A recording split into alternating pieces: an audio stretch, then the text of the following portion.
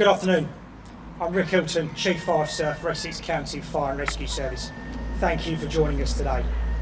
I want to provide an update on the fire at Highlands Farm near East Hanningfield and to recognise the incredible efforts of our firefighters and partner agencies who have responded to this significant incident.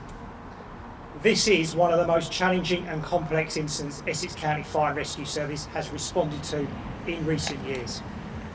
At its height, more than 100 firefighters were deployed to tackle the fire.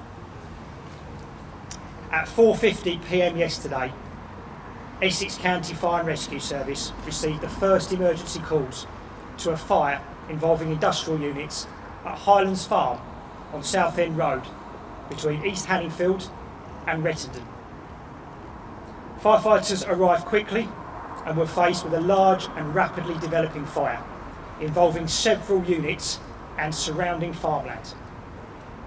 At 5:46 p.m, following an explosion involving fertiliser within one of the industrial units, Essex County Fire and Rescue Service declared a major incident. We took that decision because of the scale and complexity of the incident, the significant resources required to bring the fire under safe control, and the need to coordinate a multi-agency response. Declaring that major incident ensured the appropriate command structures and resources were in place to protect the public, support our firefighters, and coordinate the emergency response with our partners. Throughout yesterday afternoon, overnight and into today, firefighters have worked tirelessly in extremely challenging and hazardous conditions to contain the fire and prevent it from spreading any further.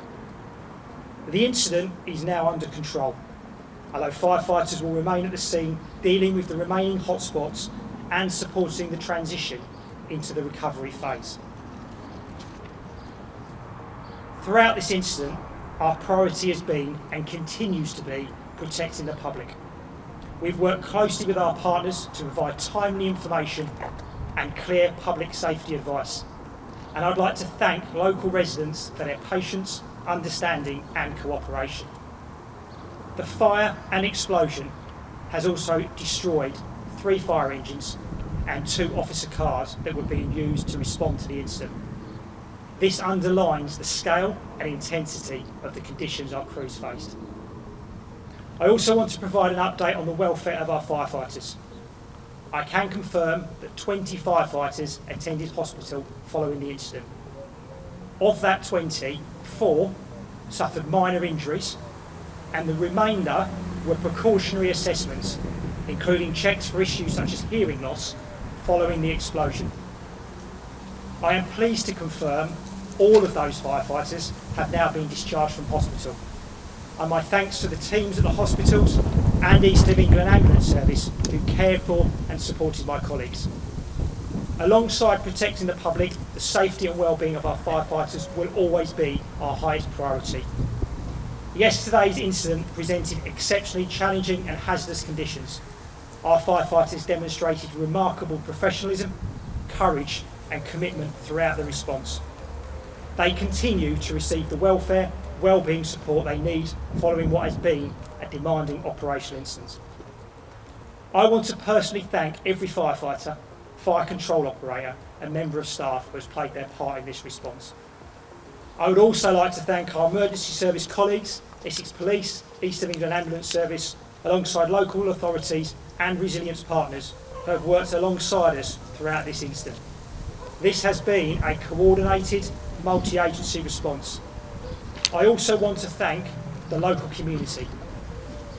Residents have followed our advice, shared information responsibly, and supported our crews as they carried out their work. That contribution has made a real difference. I also want to acknowledge the local businesses have been affected by this incident, and I recognise the disruption and uncertainty that this has caused. And I want to assure them that we are working closely with partners to support the recovery process as safely and quickly as possible.